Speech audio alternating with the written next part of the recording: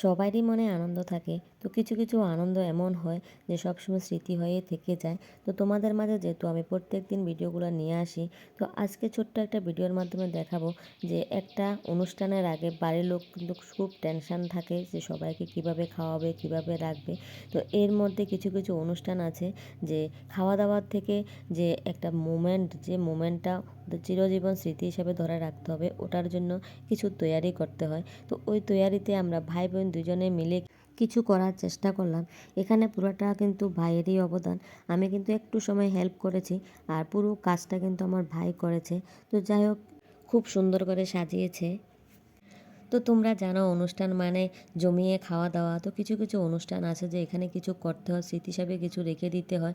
তো ওইটার জন্য তৈয়ারি করছে। তো এটা কি তৈয়ারি করছে তোমরা কিন্তু কমেন্টে জানাবে।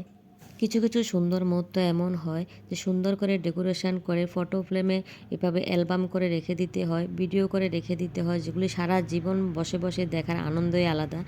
মানুষের জীবনে অনেক রকমেরই আনন্দ আসে। তো কিছু আনন্দ এমন হয় যে এটা বারবার আসে না। বিয়ে কিন্তু ম্যারেজ ডে করে, আর এই যে এই অনুষ্ঠানটা, এটা কিন্তু বারবার হয় না।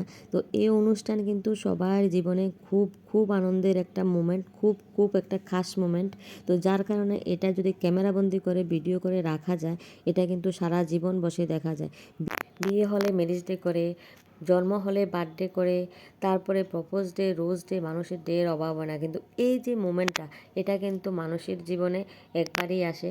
তো এই জিনিসটা কিন্তু খুবই খুবই মধুর সময়, আর এই মধুর সময় যদি ক্যামেরাবন্দি করে রাখা যায় খুবই ভালো লাগে।